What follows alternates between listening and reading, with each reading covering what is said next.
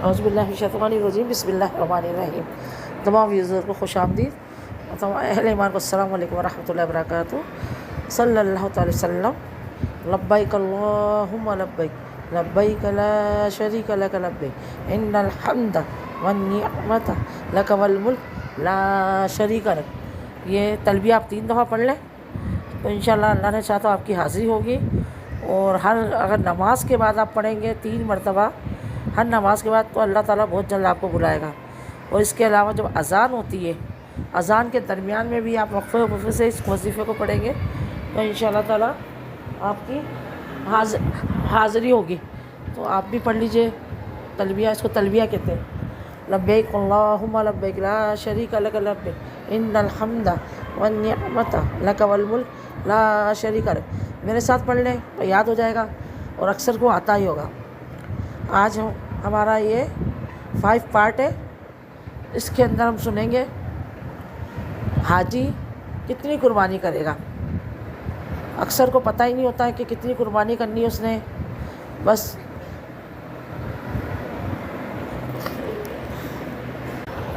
تو جو ہے حج پر جانے والے کتنی قربانی کریں گے۔ پہلے تو یہ دیکھ لیں کہ حج کی 3 اقسام ہیں، تمتع، قران، افراد۔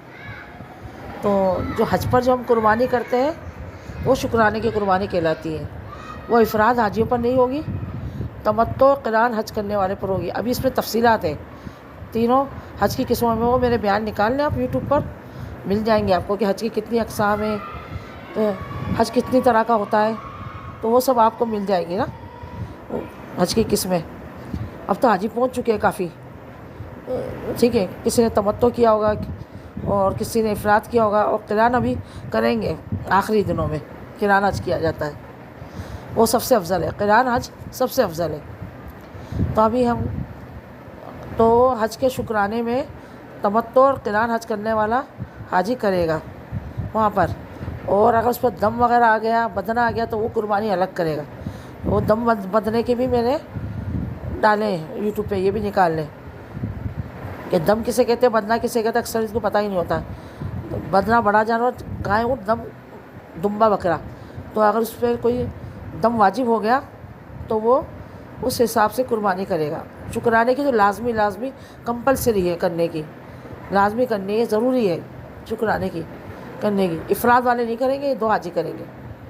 اچھا، اب تیسری صورت ہے، اس میں بھی حاجی کو قربانی کرنا ہوگی۔ اچھا، یہ شکرانے کی، دم کی، بدنے کی قربانی حدود حرم میں کرنی ہے لازمی۔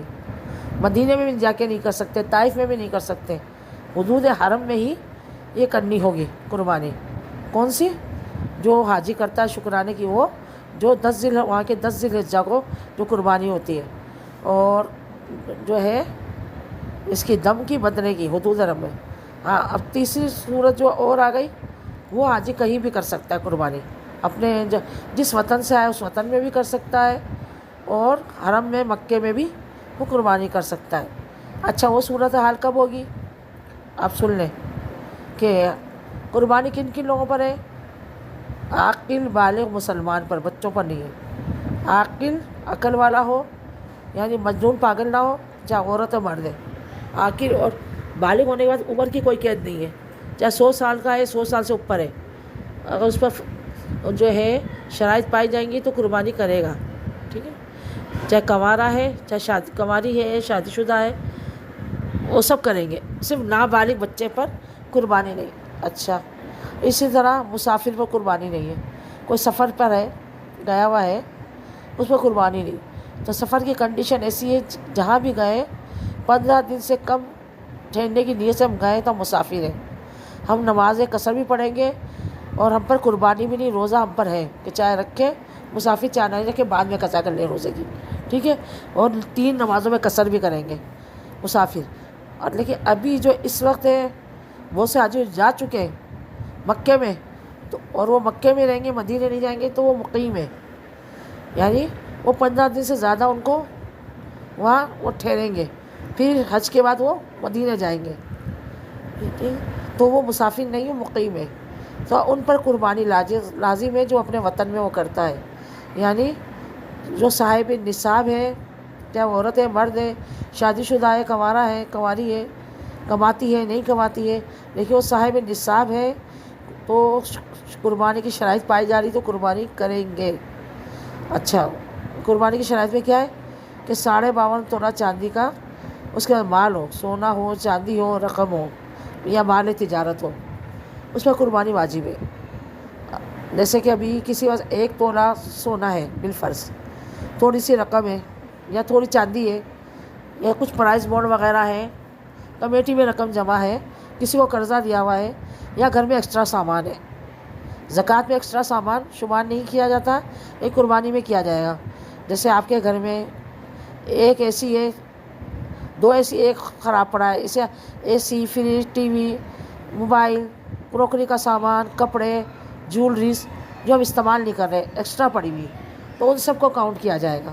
بعض کے پاس ہوتے ایک موبائل خراب ہو گیا، بعض سے امیر حضرات ہوتے دوسرا موبائل لے لیا، ٹھیک ہے، ایک چیز خراب ہو گئی وہ رکھی ہوئی ایسے ہی، نہ اس کو بیچا ہے نہ کچھ اور، تو ان سب کو ملایا جائے گا اور 52.5 تولہ چاندی کی رقم کو دیکھا جائے گا۔ اس وقت 5.25 ساڑھے 5 لاکھ کی چاندی آ رہی ہے، لیکن یہ نصاب جب دیکھیں گے جب قربانی کا دن آئے گا، فرسٹ دن، 2 دن، 3 دن، یعنی 3 دن قربانی کے آتے ہیں، 10 ذی الحجہ، 11 ذی الحجہ، 12 ذی الحجہ کی شام تک۔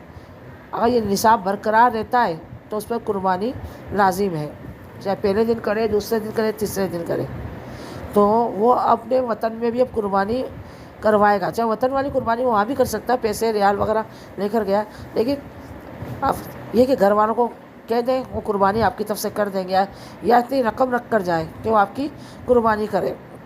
ابھی بھی میرے رشتہ دار گئے ہیں پہ، میں نے ان کو بتایا، وہ صاحب نصاب تھے، پیچھے بھی اتنا مطلب ان کے پاس نصاب باقی تھا، لیکن اب وہ حج پہ کر تو رہے، حج پہ کر تو رہے۔ ارے بھائی وہ حج کے شکرانے کی ہے، وہ تو ہر حاجی کرے گا، ہر حاجی کرے گا، چاہے صاحب نصاب ہے نہیں ہے، لیکن آپ لوگ صاحب نصاب ہیں تو آپ کی وہ جو قربانی ہر سال کرتے ہیں وہ آپ کو لازمی کرنی ہے۔ تو تھوڑی بحث ہو گئی تھی، وہ جن کو علم دین نہیں ہوتا انہیں سمجھتے بات کو نا، وہ بحث کرتے رہتے ہیں کہ نہیں بس ہم تو وہاں کر رہے ہیں، وہاں کر رہے ہیں، تو پلیز یہ گناہ ہوگا پھر آپ پر، اور اگر آپ وہاں پر تو اپنے کہیں بھی وہ قربانی کریں، کون سی والی جو آپ پر نصاب کی وجہ سے بن رہی ہے قربانی، ٹھیک ہے۔ کسی کو بھی وکیل بنا دیں گھر پہ اپنے رشتہ داروں میں کہ بھائی میں آ کے پیسے دے دوں گا، یا فلاں جگہ سے پیسے لے لو تو میری قربانی کر دو، اگر گنجائش نہیں تو حصہ لے لیں۔ پاکستان میں 20 25 ہزار کے حصے آ رہے ہیں، حصے لے لیں آپ۔ اور جو حج پہ جانے والے کی وائف بھی صاحب نصاب ہے تو وائف کی بھی قربانی ہوگی، اور وائف صاحب نصاب ہے، شوہر نہیں ہے، جو محرم گیا وہ نہیں ہے تو اس پر نہیں ہوگی، اور دونوں پر ہے صاحب نصاب ہے تو دونوں پر قربانی ہوگی۔ آج کل عورتوں کے تھوڑا بہت گولڈ رقم وغیرہ ہوتی ہے تو دیکھ رہے ہیں کہ جس پہ 52.5 تولہ چاندی آ جائے تو صاحب نصاب ہے۔ صرف حج والا نہیں، اپنے وطن میں، جیسے میں پاکستان سے بیان ہوں، پاکستان میں رہنے والا بھی دیکھے جو حج پہ نہیں گیا کہ میں صاحب نصاب ہوں نہیں ہوں، اس پر قربانی لازم ہے۔ ہمارے خواتین کہتی ہیں ہم کماتے تھوڑی ہیں، ہم کہاں سے لائیں؟ بھائی آپ کے پاس زیور ہے، گولڈ ہے، اس کو بیچیں، یا قرض لیں، قربانی کریں، یا حصہ لیں، یا پورا جانور لائیں یا حصہ لیں، آسانی ہے نا۔ تو یہ کہ قربانی سب کو کرنی، خوش دلی سے قربانی کریں، اللہ تعالیٰ آپ کو اجر عطا فرمائے گا، اور اچھا جانور لے اللہ کی بارگاہ میں قربان کرنے کے لیے۔ اور کوئی دم اور بدنہ لے کر پلٹ گیا وطن میں تو اب اس کو حدود حرم میں ہی قربانی کرنی ہوگی۔ کسی کو وکیل بنا دیں، کسی کو کہہ دیں کوئی جا رہا ہے جاننے والا حج پہ، یہ پچھلے سالوں کی ہے، آپ کے دم ہے، بدنہ ہے آپ کے اوپر، تو وہاں جائیں، کسی کو کہہ دیں کہ بھائی میری طرف سے دم دے دینا وہاں پہ، یا بدنہ ہے تو بدنہ دے کر دینا، رقم دے کے بھیجیں، یا خود جائیں تو کریے گا، ساکت نہیں ہوگی، یہ ختم نہیں ہوگی، توبہ سے معافی نہیں ملے گی۔ توبہ سے یہ کہ جب آپ اس کا جو ہے جرم وہ ادا کر دیں گے، جو آپ پر لگ رہا ہے، اس کا کیا بولتے ہیں، جنایت لگ رہی ہے تو وہ ادا کر دیں گے، تو پھر یہ ساکت ہو جائے گا، پھر توبہ بھی کرنی ہوگی آپ کو نا اس چیز کی۔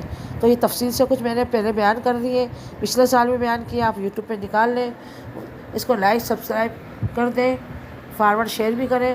یہ میرے تو اتنے سے سبسکرائبر ہیں جن کے کروڑوں ویوزر ہوتے ہیں، لاکھوں سبسکرائبر ہوتے ہیں، وہ بھی آ کے یہ بولتے ہیں کہ بیل کی گھنٹی پر کلک کر دیں، بیل کو گھنٹی کو دبا دیں، اور جو بٹن کو اور لائک سبسکرائب فارورڈ شیئر کریں تو دین کے کام میں میری مدد ہوگی.